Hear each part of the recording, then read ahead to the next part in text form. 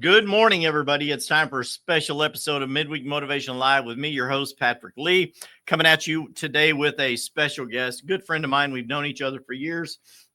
You're going to be excited to hear from this guy on Midweek Motivation Live. Today's topic, Adventures into Faith, on Midweek Motivation Live, now on all major podcast platforms, wherever you go to consume your podcast content or motivational speaking. You can find Midweek Motivation Live with Patrick Lee. Search for it by that name. Stitcher, iTunes, Spotify, wherever you go to consume your content, you can find us. And on the YouTube channel, Midweek Motivation Live is on YouTube. We've got about 100 episodes on there with special speakers as well. Sorry, took a long drink of my water before I started the show here. Got a little bit in my throat. I love it. It's all good. Never going to happen unless you have a special speaker, right? Today's show sponsored by Stellar. Elevate your wellness with Stellar CBD and wellness products. I love these guys. A great friend of mine actually started this company, owns it. It's not a pyramid scheme. It's amazing products. STLLR. I use the THCV gel caps. This is an appetite suppressant. Hey, I'm 61 years old and I try not to eat so much. I'm down 22 pounds and I absolutely feel great. I'm looking better. My wife is incredibly happy with it. This is a CBD cooling gel. I use that on my wrist. If I type too much writing contracts, all of the things. We have energy and focus products to help you go to sleep. Products for your pets, a tincture. If you have a pet with anxiety, Stellar has a product. Go to www.getstellar.com.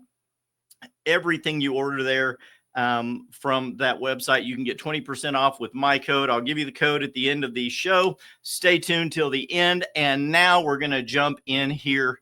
I want to introduce a special friend, Michael Collier. I met Michael years ago. We are in real estate together.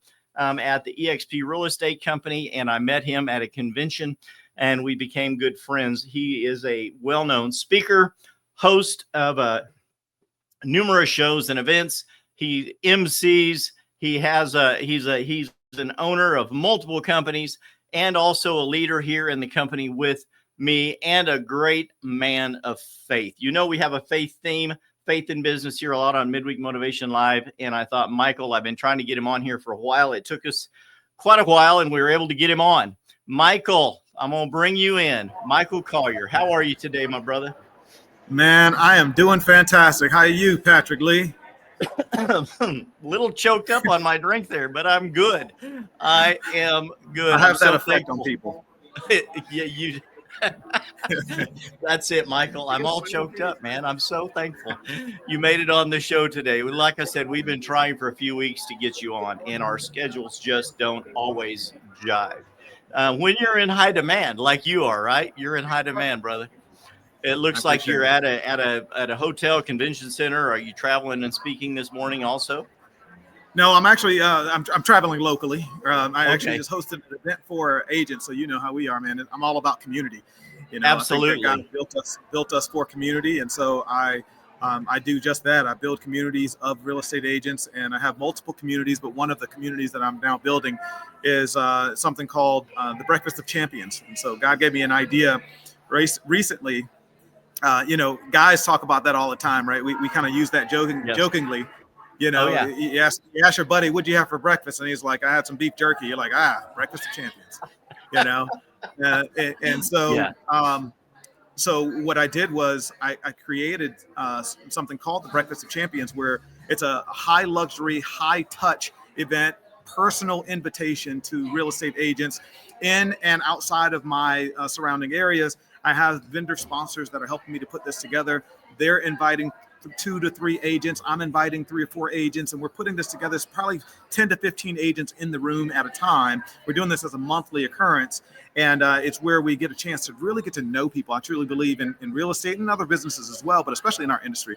You know, the more agents you know, the more business you will do, right? The more agents who know you, the more business you will do. And so, you know, you have to build community. This is a contact sport. Real estate is a contact sport, and so.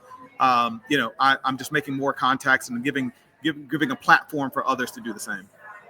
Absolutely. We've been in 30 seconds and you're already dropping bombs. That's great. It is.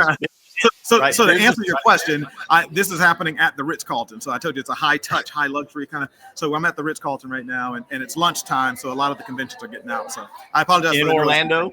noise. You're in Orlando? Right. Yep. Originally from Atlanta? That's right. Born and raised. So you moved from one big city to the other, right? That's it. This one isn't as big. It's a lot faster in Atlanta, but it's cool here. I enjoy it. Absolutely. Been to Orlando many, many times. And last time we got to see each other was at South Miami in October. Right. Be back again this year for EXPCon again. Lovely time down there. People tuning into the show already. There's people, hey, Gina, Pete, a lot of people watching the show live, people tuning in. Gina actually is a title agent, one of my great friends here locally as well. And Peter, another friend watching the show. We usually have multiple people that tune in, a lot of people that come in later and watch the show. We changed the time on them today as a special appointment to get you on the show. And so the show gets a lot of viewership. We're excited about that. The topic today, adventures into faith. And you are I've had numerous people on the show, and this is one of the topics that I like to dig into. When I started the show, it was just a motivational show. Our buddy Nick Krim told me to start doing video years ago, right? He said, you're competing with kittens and babies and good-looking girls. So if you want to be relevant, you have to do a show. You got to be live. You got to be where the people are. Get online and make yourself available. So I started doing this little 10-minute video blurb to motivate people doing walkthrough videos. And then it turned into a motivational show, a podcast that we've been going on now almost 5 years. And after a while, my people all knew me, right? Your people know you. And they're like, hey, you're a Christian. You're a man of faith. Why do you never talk about God on the show? And I'm like, I hadn't really thought about it. It's a business show. They're like, don't you incorporate God into your business? I said, absolutely, 100% every day. So that became the focus more. The show took on a life of its own. And it really, we do talk about a lot of business concepts, a lot of, how to protect your resources, how to be a better person, how to be a giver, how to get involved with nonprofits. But, you have to give back to the community like we're talking about. But we do that whole spirit of serving comes from us being a servant of Christ. Christ said the greatest among you will be the servant of all, right? So the best way for me to work my way through this life is by serving other people. And that has become kind of the focus of the show, how to be a better servant, number one, of the Lord, and how to be a better servant of all of the people that we do business with, whether we're collaborators, right? We like to say at EXP that we're in collaboration mode, not competition mode. The only person I'm competing with is me, right? Yesterday. So talk a little bit about that. How you, as a man of faith, how you started incorporating faith. Now, this event you're doing now, I love that. It's a great idea. But how you decided that, did you just start building your business with faith as a major component? Did people come to grow into your sphere of influence that way, or was that something that happened to you a little later on and you decided to incorporate that as a major component of your business? That's a good question. I kind of grew into it the same way that you did with yours. It wasn't someone who said, hey, you're a faith guy, why aren't you talking about it? But it was more of, man, a lot of times you hear agents in our business, they'll say, hey, when you're new, you don't know what you know, you got to fake it till you make it, and that gets overused. I don't believe that you got to fake it till you make it. I believe you got to faith it until you make it, right? Amen. Faith Agreed. Is required in any entrepreneurial endeavor. If anybody watching whether you're a real estate agent or not, if you've ever tried to start your own company, have your own business, and listen, sometimes all you're doing is running on fumes and faith. Yes. Even the non-believer becomes a believer sometimes when that paycheck hasn't come through, but the bills are still coming, right? And so, Lord, help us, Jesus. Help us, Jesus. If you're not yet a God believer, get into real estate. He'll show you some things. And and I'll tell you, I've been humbled in a normal in more than a few ways in this business. And I've had maybe we'll go down that trail in a bit where I'll share some of my story. But I truly do believe that your story is not for you. I believe that the trials and tribulations and the challenges that we face in life weren't meant to kill us, but they were meant to make us stronger. They were meant for us to come out of them victorious. And then when we come out of them on the other side, we're now supposed to tell that story. We're supposed to show, the wounds and the bruises and the cuts. And we're supposed to show the hurts, the things that we went through. Why? Because somebody's either going through it, or coming out of it themselves. And they need to see themselves. They need to know that they're seen. And so when we share our story, it allows other people to feel seen so that they don't feel like they're alone. And that alone can create community, virtual community. This is why, the advent of technology, right? We can be in two different places and talk to people all over the world. We can create community. And again, I believe that's what we were created for. And so to get back to your question, it started with as I was building my business, and as you know, at EXP, we help other agents. And so as we help other agents, they may decide to become a business partner with us. And when they decide to partner with us here at EXP, they become part of what we call our revenue share group. And so as my revenue share group began to grow, I started doing what I knew to do, which is the same way that I started each day was with prayer. And so I meet with my revenue share group twice a week, even till to this day. I started this in 2019. And every time we get on, which is every Tuesday and Thursday morning at 7:30 a.m., I invite agents. I invite agents that are at EXP in my revenue share group, but even agents outside of our brokerage. I invite them into this community. And the very first thing that we do is we pray. So I pray over our group. I pray over our families. I pray over our businesses. And then we open it up for blessings, right? And so I allow the team to share, what blessings do you have? What do you want to share? And that blessing could be, something that, I had a date night with my wife this past weekend, and it was fantastic. We haven't done that in a long time, or my daughter just celebrated her birthday. I have a daughter who's 11 years old. She's about to celebrate she's 10 years old. She's going to be 11. So I think she would say she's 10 and a half. I think 10 and a half. Tell me. Yeah.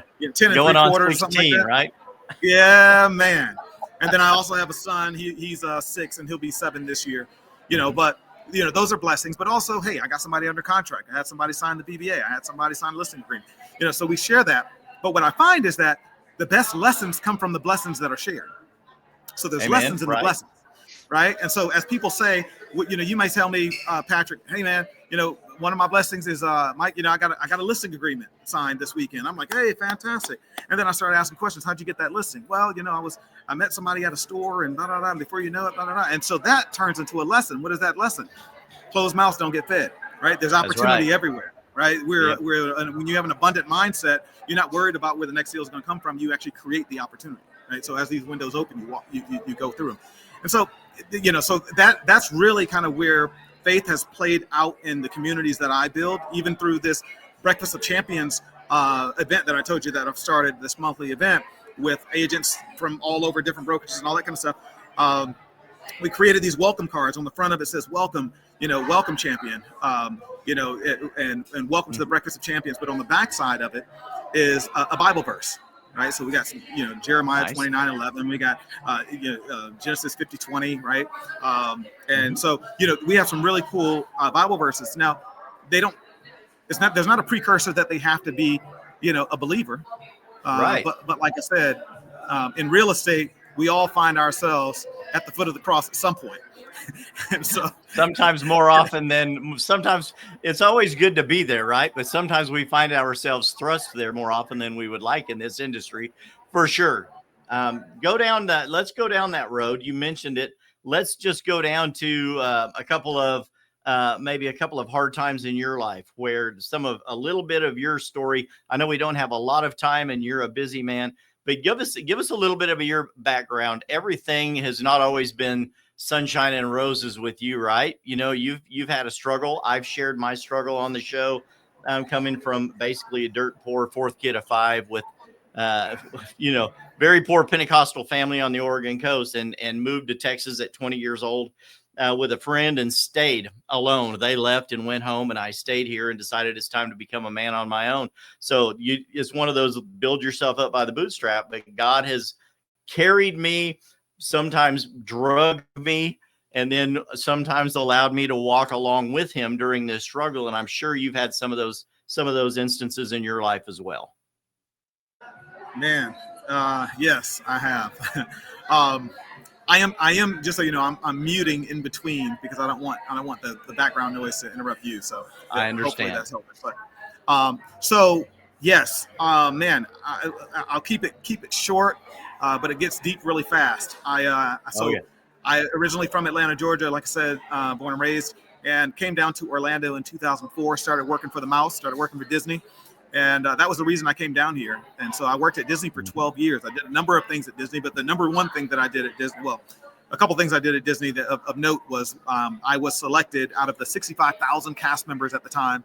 I was selected to be one of 2 Walt Disney World ambassadors that were selected, basically a global spokesperson for the company. And so so that was fantastic, and I enjoyed all of that. But the next thing that I did after that was I went into sales.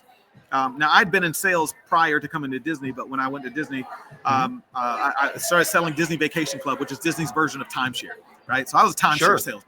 You know, I was that guy. You're that guy. I was the guy people run away from, I guess. Sure. But it was great. I enjoyed it. I sold Disney Vacation Club on board the Disney cruise ship. Now, I say all of that to say I was working at Disney. I'm working on the cruise ship, so I'm traveling all over the world, right? You know, I can get my family into Disney for free. I'm making really good money. You know, all the reasons to stay in the golden handcuffs that they were. Sure. But in 2014, my daughter was born, and by 2016, she was 2 years old. And me traveling on cruise ships and making a whole bunch of money was putting some of the moments in jeopardy. I was missing some of the moments. And with my wife, and as my daughter was growing up. And so I decided in 2016 it was time for me to leave.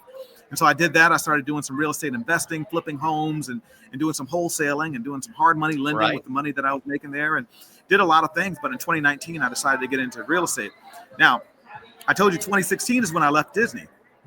However, and that's when I started flipping homes. However, in 2017, I got with a business partner to do something completely different. It was an industry that I knew nothing about, but I truly do believe in the power of partnership. I truly do walk through life believing that, you know, I trust you first and you show me later that, you know, right? You have to show me that I can't trust you, as opposed to me walking through life not trusting people, right? And that opens up windows. However you look at that. But in 2017, I got with a business partner who ultimately ended up being a scam artist, essentially. And he stole $125,000 out of my bank account that I invested into the business. And it left me in a really, really, as you can probably imagine, tough space. It left me in a space where I had to decide how to move forward. It left me, I won't say broken, but it left me busted, man. I was busted up. I was bruised. I was bleeding. And my wife works, but she wasn't making enough to cover all the bills that we had. And so, so I had to do something. And actually, in 2019, I said, well, let me step into the general side of real estate, because I know relationship, I know sales, I know people. So let's make this happen. And my first 10 months, I sold 12 homes. So I did pretty good out the gate. Yeah. Oh yeah. But the following 5 months, I sold 0 homes. And that, how many of y'all know that ain't good for the bank account, and it definitely ain't good for the bill collectors. Yeah. And so before I knew it, my phone was ringing, but it wasn't clients. It was bill collectors. And my wife and I ended up having to do Uber and Lyft. And I was by February of 2020, I was sitting in front of a bankruptcy attorney to talk about our options. I did put down a $2,000 retainer for the bankruptcy attorney, and and had to go figure something out.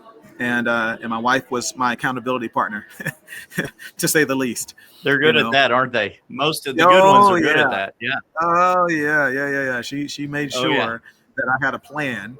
And I didn't even know what the plan was, but she pressed me on it. And I said, I'm just going to start doing open houses, because that's where the free leads are. And I know these people are actually looking for homes. And so that's going to be good for me. And I'll just do that. And she goes, all right, well, let's do it. I mean, you don't have any listings. And I said, well, I'm going to start calling agents who have listings, and I'll do their open houses, right? I'll figure this thing out. Yeah, I'll go. absolutely. I'll hustle. And so, so that was February of 2020, Patrick. What happened in March of 2020? COVID. Whole world shut down. Whole world shut down. Whole world shut down. And Yeah, so that sure that, did.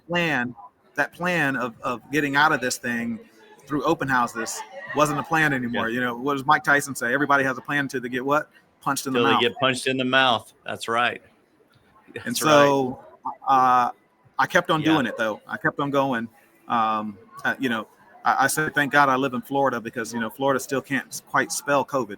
You know, they don't, No. they never really heard of it. So Right. before you knew it, Right. I was able to continue to, we were deemed essential workers, and I was able to get We back were. out there, start doing, you know, doing some real estate and doing my open houses.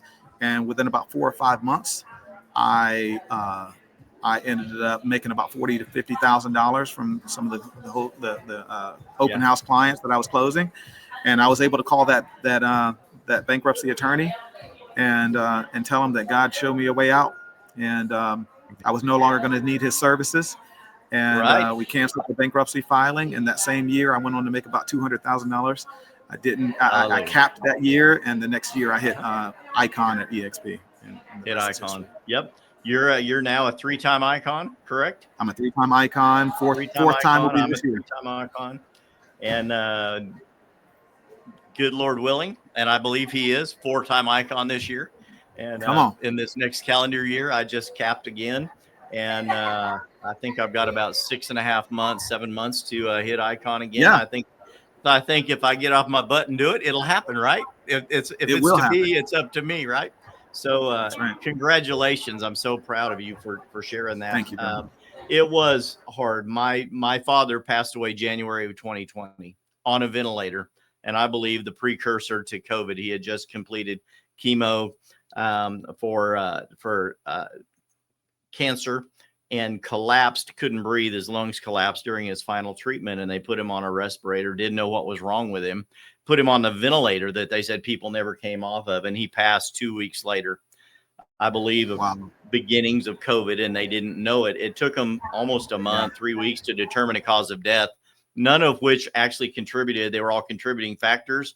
They couldn't determine what his cause of death was, which led to a nightmare of other things going over the next few years. And like you know, COVID began, open houses ended, but luckily thank you, Jesus, I'm in Texas also. And we don't cotton much to COVID down here in Texas either. We don't care for it much, but 2023 picked up, we did incredibly well. It seemed like you could just throw a rock and whatever you hit, you could sell or help someone buy. It was really good. And we did very well 2023 into 2024 as well. So late 2024 interest rates, you know, have been a little, they've been normal, which is good, but has slowed down our business a little bit. So there are a lot of people that have been crying, you know, that they're going to get out of the business. They're out hustling, trying to find a side hustle, doing a lot of other things. And I continue to tell people and coach them and just tell them, it's not the grind, but stay in your main hustle. Take care of the people in your sphere of influence, and you won't have to go out and get a side hustle. Stay productive. Do income producing activities every day, whether you want to or not, because you know those activities will produce the income that you need, and many of you so desperately need. But at the same time, while you're doing those, you have to sow those seeds of faith into your work. Without those, right, it is just what you can do in your own power. And I believe that what we can do in our own power pales in comparison to what we can do when we allow God to flow through us and allow us to be a light to others. Because that power of multiplication that comes from our Heavenly Father is just, there's nothing like that, right?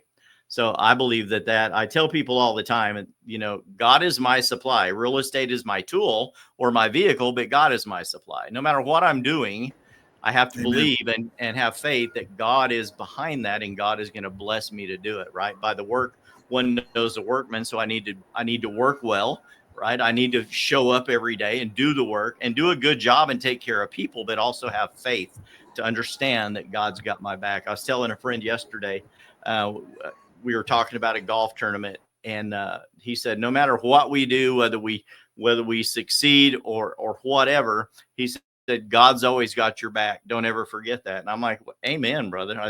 It's good to have friends in your corner that will remind you of those things, right? Amen. Absolutely, man. And that's something I told you. I pray with my group over before we have every meeting. We go through our blessings, and you'd be amazed and maybe some of your listeners would be just amazed at how many people, one of the reasons why I do it is, one, obviously, is how I start my day, and I wanted to share that with others. Yeah. But also, I also know that for many people, it's the only prayer that they get in the week. Right. It's their only time with God that they might get in the week, and so I want to pray over them, their business, their kids, and all that kind of stuff too. But I absolutely agree with you, man. God is always there. He's always present. He's always showing up. And what's interesting is that he starts to show up even more when you start looking for him. It's not that he's getting any closer than he already is. He's closer than a brother, right? He's closer than a friend. He's there all the time, but it's not until we actually start tuning our minds and positioning our hearts, right? It's our heart posture. When we start posturing our heart towards God, towards Jesus, we start understanding him differently. We start understanding the love. We start seeing how he's working in all of the little things, not just in the big deals that we finally close. Thank you, Lord. I needed a commission check, right? But it's in the little small conversations that you have with somebody. It's in the way that you bless people just through your presence. When you walk into a room, how you shift the atmosphere because you have joy in the midst of so many other people's fear, right? And so when you have this light, when you have this power that's working within you, people want to have some of that. They want to understand where that's coming from, and even if they don't verbalize and ask you where it's coming from, they know it's different, and so they want to invite you to the table. They want to invite you into certain rooms, and all of a sudden we call that God's favor, right? That all of a sudden you have favor with God and men. And so it starts opening doors for you that you couldn't open yourself. It starts opening up opportunities that you would have never even thought of. And before you know it, you have these little ideas that you create, that you start acting on. And when you start working and acting on that idea, it turns into something that you never would have even dreamt of. And you go, oh, I see him. That's right. In all of those moments, I was sitting with some friends recently, and that exact thing came up. We were talking, and they just said, "Dude, you're just easy to like." And I was like, "Wow, I never really thought of it that way." We all like to think that we're likable people. Now, some people know they're not, and that's on them, right? That's just goes without saying. There are some people that are hard to like. But I like to think that I'm a likable guy. And but when someone else says that to you, it kind of takes you back and you go, oh, really? Thank you. I really have learned to say, especially as I get older, thank you, instead of saying like, well, of course I am, right? I'm just, they just said, no, the one of the things we love about you is you're just so easy to like. And it's just that spirit. I believe it's the spirit of joy. It's Christ in us, right? And people recognize that. You mentioned something. You mentioned something about work, and so I'm on the board of directors of a nonprofit organization in Orlando. It's called Jobs Partnership, and so we do some great work. We help people find work-life balance, and there's so many people who are working. I say work-life balance is really a misnomer, but I should say we help people find better work and a better life through biblical principles. And so what we do is, we have this it's a course that we call Life Works, and we take people through people who feel like they've hit this ceiling. There's a lot of people who are working on a job, just an hourly job. They don't really feel like they're valuable. They feel like they can't get ahead. And so we help them gain new life skills and new work skills through biblical principles, so that they can appreciate work through the biblical sense, through God's eyes. And then they typically they walk out with a better mindset. And because they have a different mindset around work, they actually become better workers, which actually allows them to get better jobs. And so now they're a better employee, but we also are partnering with corporations and companies and saying, hey, here's what we do for people, for the workforce. Here's how we upskill the workforce. But we need your help in opening opportunities for them, so that when they come out of these LifeWorks programs, we can marry the two. And so it truly is a partnership. But one of the things that we press upon people is, and this is where work comes in, is what is the very first thing that God did? He worked. Created. And Yep. then he rested. Yep. And then he created Adam. Mm-hmm. And then Adam rested. And Yeah. while Adam was resting, he created Eve, his partner. And then he never rested again, right? And yeah. And then he never rested again. Then he never rested just an again. old church joke. Sorry. Yeah. But right? Yeah. The absolutely. Idea, the first thing that God did was work. The first thing that he did when he created man was create him to work the garden. He told him, right? He told him, take dominion over all the animals, over the earth, and take care of the garden. He was a great steward. He was called to be the steward of the garden. Absolutely. That's it. Yeah. And so work. So when we start understanding that our work is to be a good steward, right, through God's eyes, then we start looking at work differently. We start leading differently. We start understanding that I don't own the business. I'm stewarding the business. Right. And so it changes the perspective when you look at it through God's perspective. Amen. It sounds like you've been watching the show. That's what we talk about all the time. Well, by the work, one knows a workman. We're called to be stewards not only of the money that comes into us, right? We're called to be a great tither. I believe there's 4 types of giving, and tithing goes first, but we're also called to offerings and going above and beyond the tithe, and then also alms and helping out those less fortunate than us. Yeah, but we're also stewards of the people that we work with. Everyone doesn't work for us. They work with us, right? Everything in life doesn't happen to you, like Ed Milet likes to say. It happens for you. I believe that if we are blessed by God, we are blessed by God to be a blessing to others. So everything that we are put in contact with basically is a stewardship question. Can God trust you with money? Can he trust you with your work? Can he trust you with people? And it gets to be a real soul searching moment for us when we come into like new relationship, and it's like, how am I going to treat this person? How am I going to conduct myself around them that Christ may be seen in me, or that they would know I'm a good steward of what God has given me. And people can recognize a phony right away, right? And if you're in it for the money, if you're in it to self-promote, if you're in it for any other motivation that's not pure, people can see that right away. You'll fool some of the people, right? But you won't fool the smart ones, and they'll see that right away. They'll know you're a phony. Like Bob Marley says, you can fool some people sometime, but you can't fool all the people all the time. That's right. So the best thing to be is just not be a fool, right? There you go. So that's how I'm trying to live my life. Have you read the book Leadership Not by the Book? I have not. I'm going to write that down. Not by the book. Leadership Not by the Book. It's written by David Green, as you know, who is the owner and founder of Hobby Lobby. And he talks about stewardship versus ownership. He talks about how they were able to keep this as a family business that has Christ principles. And how do you operate in a secular world, right? With a company as big as Hobby Lobby, right? And who got through. I mean, he tells the whole story of how they survived, and how they kind of changed their mindset. And kind of went against the grain in a lot of ways, where a lot of companies and a lot of business owners would be hesitant, especially today. You get canceled today, but Hobby Lobby is still growing. They're still opening new locations. And so how are they doing that as a family-centered, Christ-centered business? And he gives honor to God through. He talks about his stewardship of the company and his family. It's in a family. The company is owned in a family trust, so none of them actually own the company. The trust runs the company, right? And so they understand it. They understand stewardship at a different level, and as a result, they're continually growing when everybody else is even failing. I mean, Hobby Lobby survived COVID, right? When companies like that. I mean, companies like that were shutting down by the waist. I mean, Toys R Us shut down during COVID, right? I mean, they sure did. They sure did. It's a really, really great book if you get a chance. I love that. As a matter of fact, I am an Audible nut.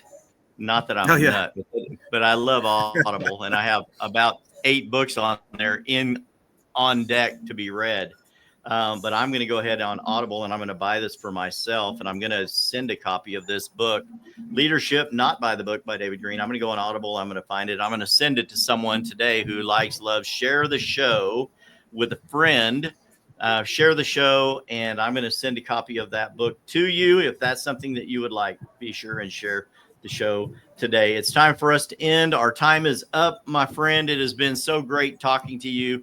You've had so much great content to share with the viewing audience today, and they know it's not just Patrick saying these things, that and they like it. They love it. They come up to me all the time and they're like, man, I caught the show and I love it. People at church, people in business, people that comment. The show goes into Buzzsprout after it's done here today, and it gets migrated out to all of the major podcast platforms, and then we upload it to YouTube later in the day. Then Buzzsprout sends me, they send you an update weekly on how your performance has been.